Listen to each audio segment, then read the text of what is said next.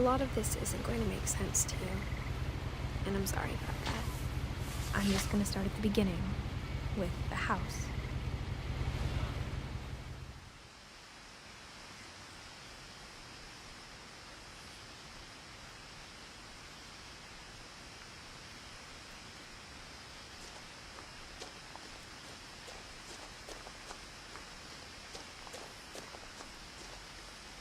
I lived here until I was 11, but I wasn't allowed inside half the rooms.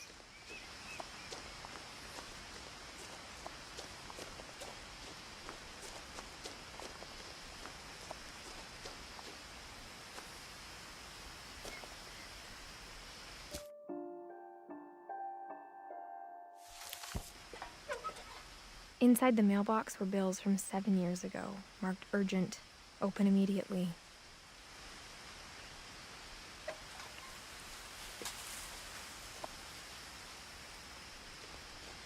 I hadn't been back since my brother Lewis's funeral.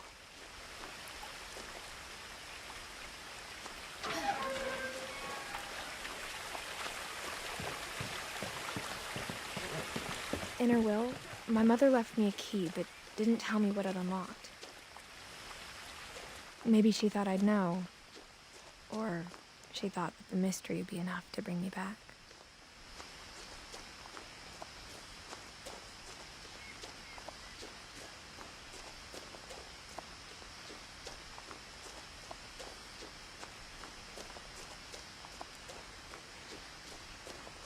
No one had driven this way in a long time, but I saw a few hoof prints.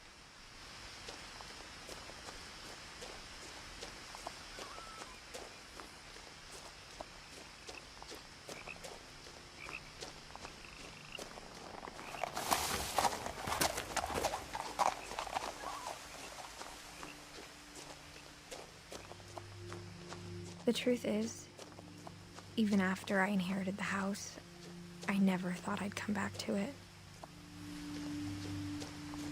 But now I had questions about my family that only the house knew the answers to.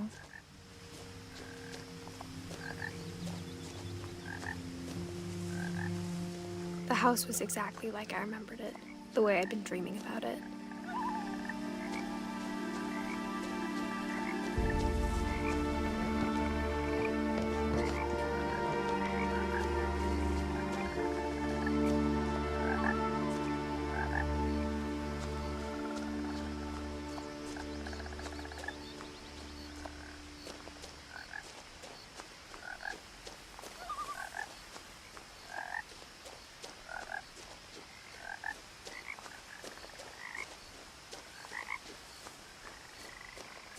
As a child, the house made me uncomfortable in a way I couldn't put into words. Now, as a 17-year-old, I knew exactly what those words were. I was afraid of the house.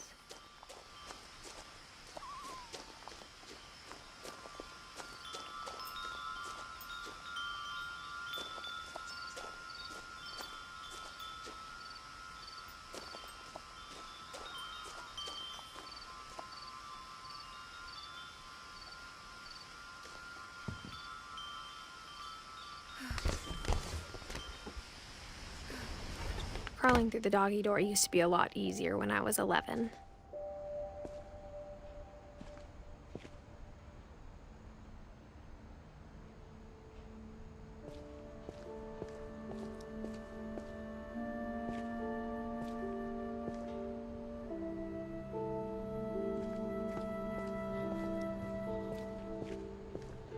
For the first time in years,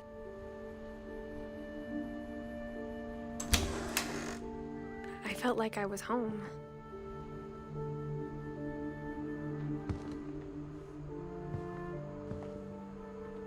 But instead of a family, there were just memories of one.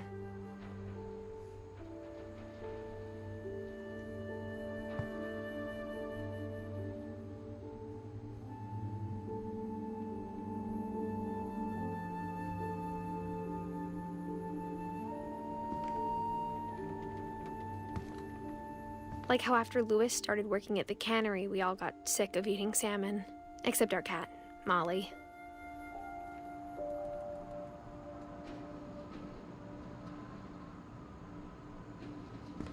or how only one restaurant would deliver to our house, so we had Chinese a lot.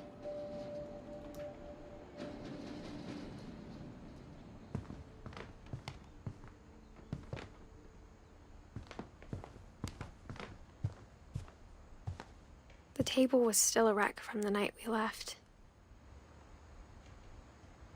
It was like a bomb had gone off, killing everyone but sparing the furniture.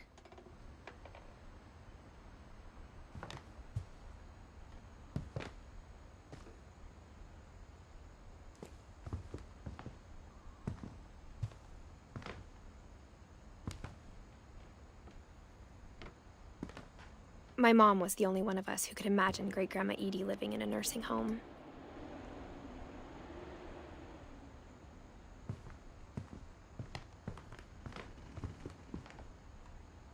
Nothing in the house looked abnormal. There was just too much of it, like a smile with too many teeth. Even the fireplace had a story. Edie told me the bricks came from the original house, after it sank.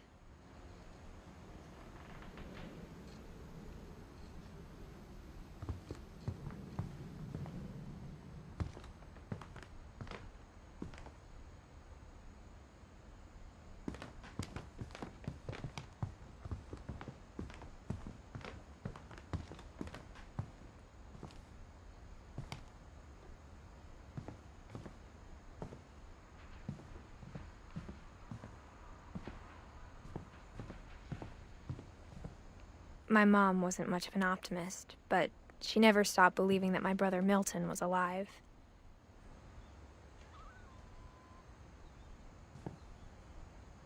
A lot of things got left behind in the whirlwind of that last night.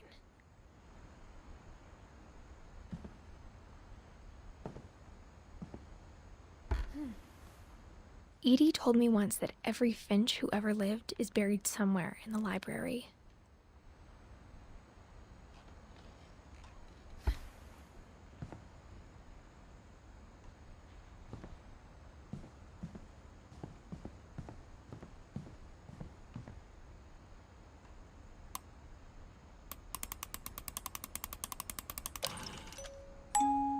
Great-Grandpa Sven built a music box for Barbara, along with the rest of the house.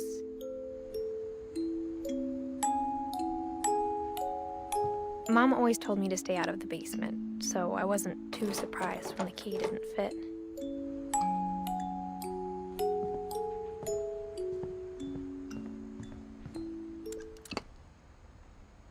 After Milton disappeared, Mom sealed up all the bedrooms. Then Edie retaliated and drilled peepholes.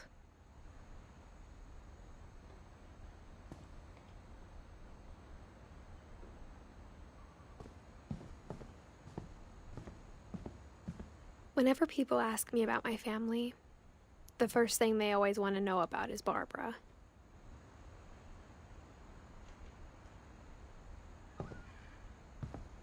Edie's father, Odin, built the original house.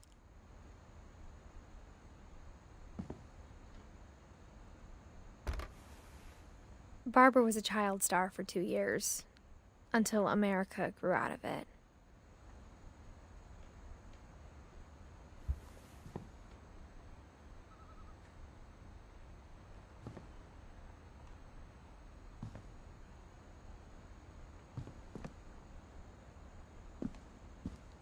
Mom must have locked the third-floor stairs on the night we left.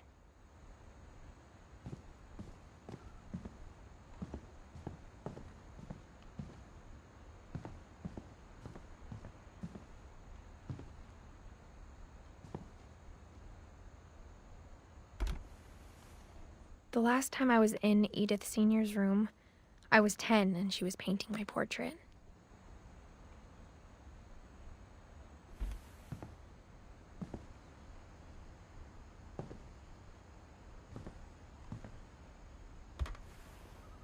As a kid, I just assumed every house had peepholes and sealed rooms you weren't allowed inside of.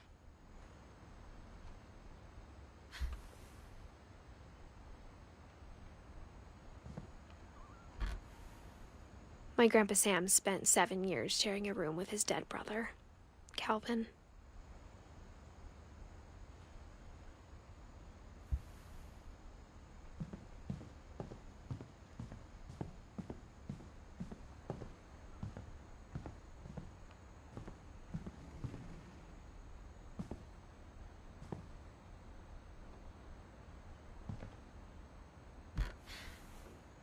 Molly always seemed like a girl I could imagine being friends with, if she hadn't died in 1947.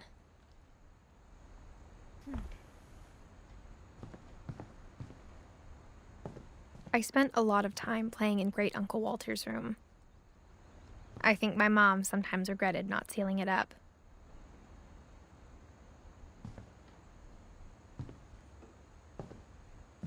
Lewis told me there were secret passages, but I never believed him.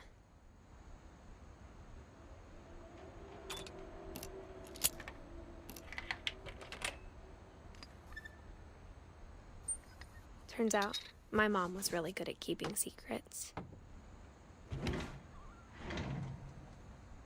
Now it was time to find out what my mom had been afraid of.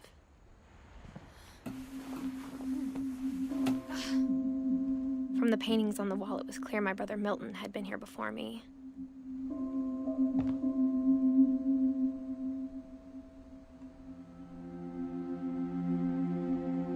Reading this, maybe it sounds like I had a plan, but I had no idea what was behind that door.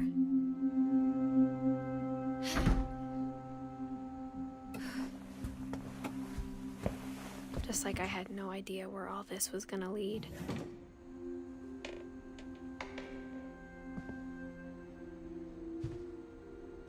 I grew up looking at Molly's room through the peephole. Molly's gerbil had a tiny bedroom with its own even tinier gerbil cage.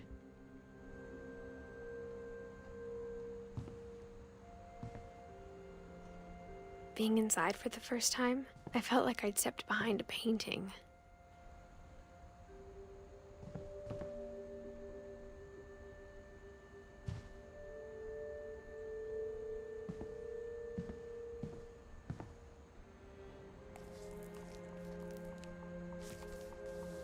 December 13th, 1947.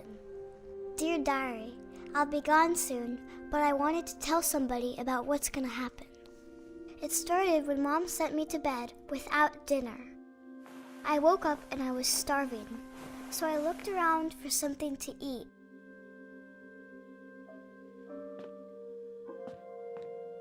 The gerbil food was dry, but I didn't mind it.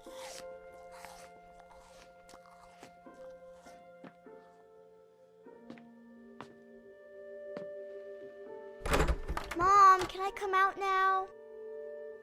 Sweetheart, it's late. Go to sleep.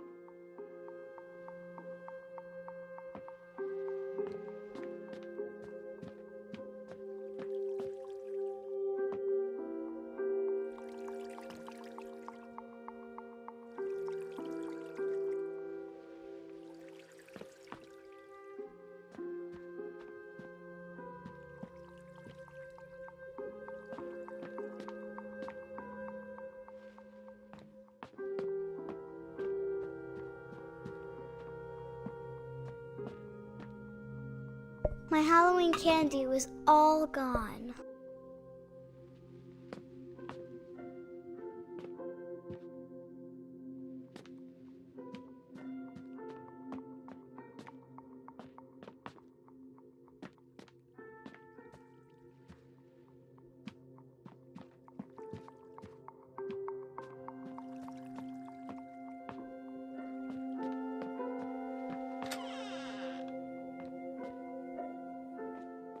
I kept eating and eating.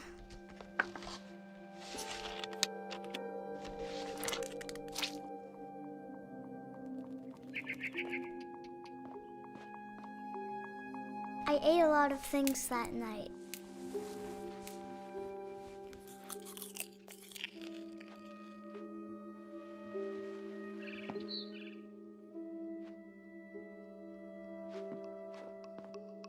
Then I heard chirping outside my window. It was a barn swallow going back to her nest. I reached out for her.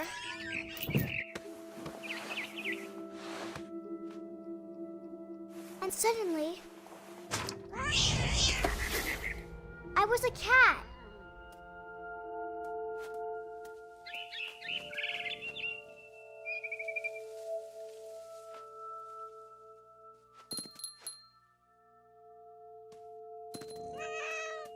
I tried to be quiet, but the bird was really scared.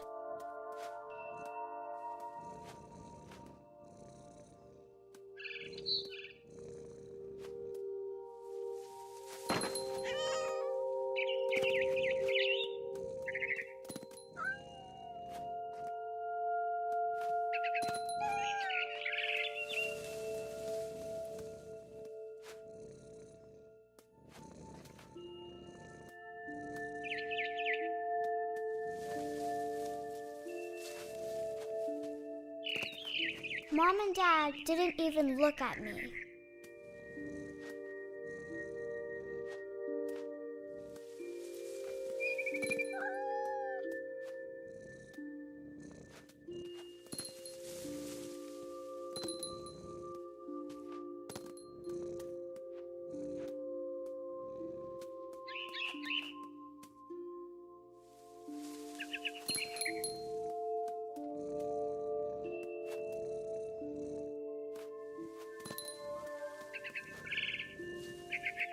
The babies were all gone.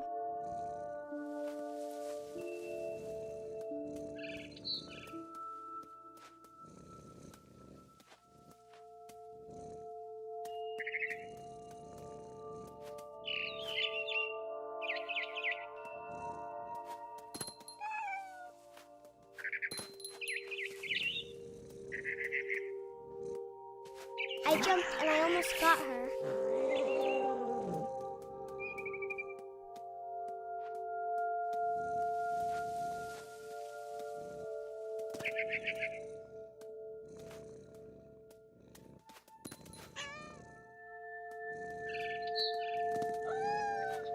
I could tell she was getting really tired.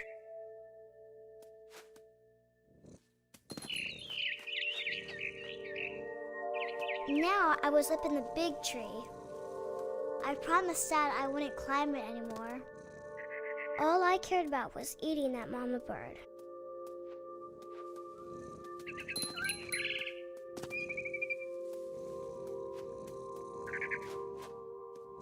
I gobbled her up. And suddenly, I was an owl. First, all I heard was the wind. Then I heard little teeth nibbling in the grass.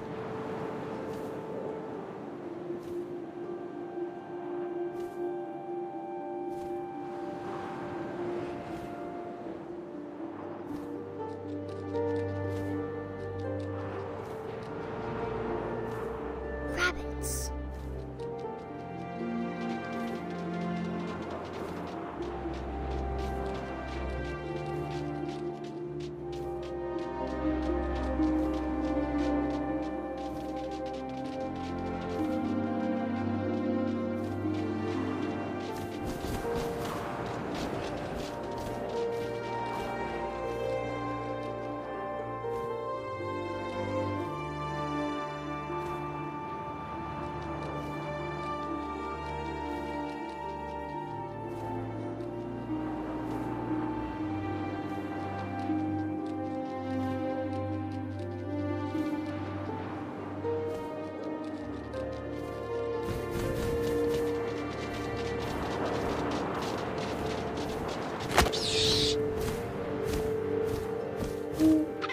Imagined his face looking up and seeing mine through my talons.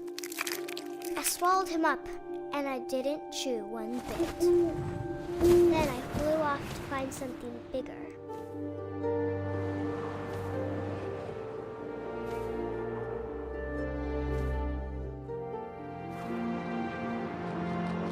A mama rabbit.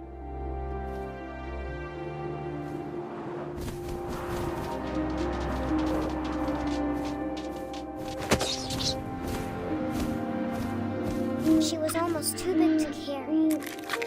I started choking, but I couldn't stop eating. And suddenly, I was a shark.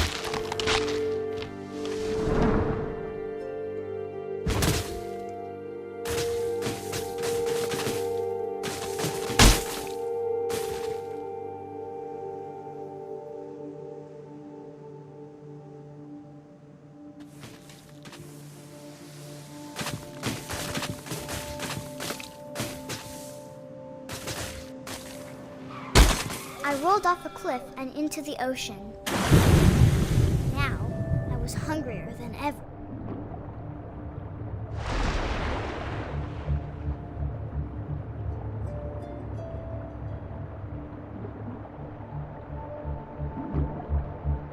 I wanted fat, juicy seals.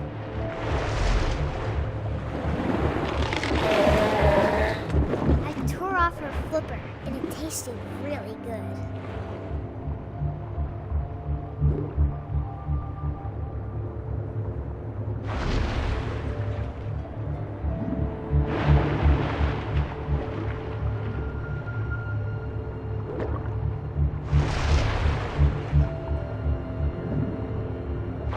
Grabbed on tight.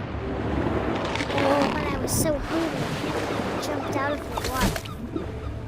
When I opened my eyes, everything had changed.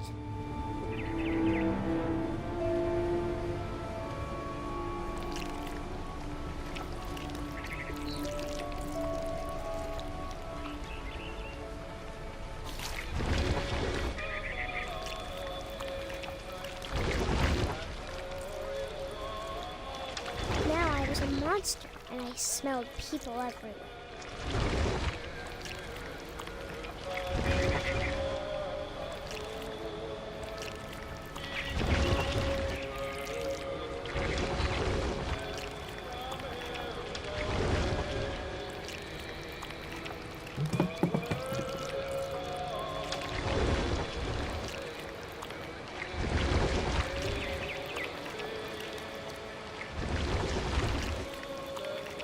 I was big, but I moved real quiet.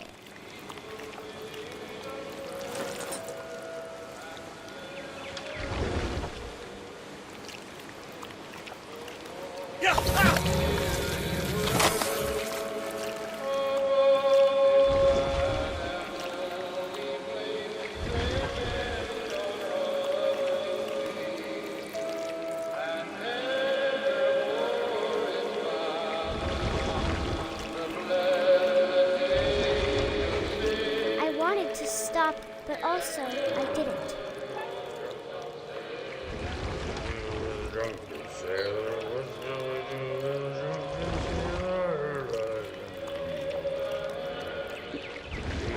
Belly with a rusty razor, belly with a rusty.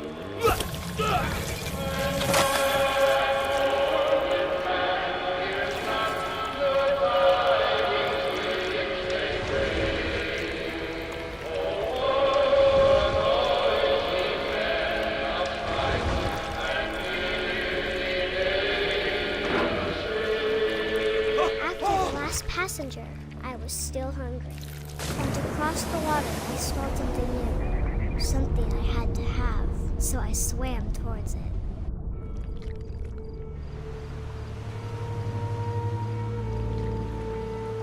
I slithered onto the sand, and the good smell went into an old pipe.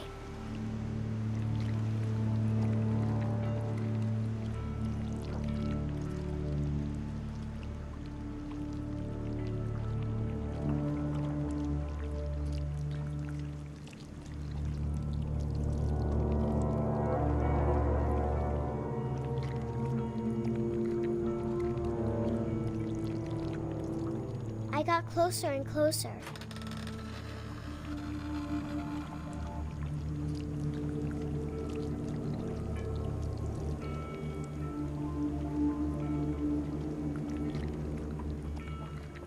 All my stomach started growling.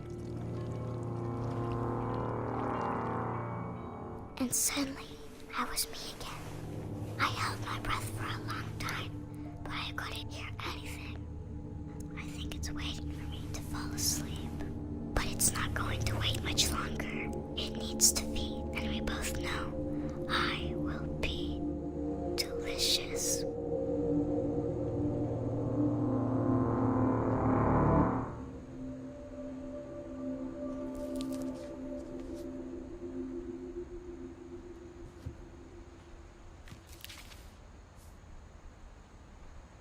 I'm not sure if I believed all of that, but I'm sure Edie would have.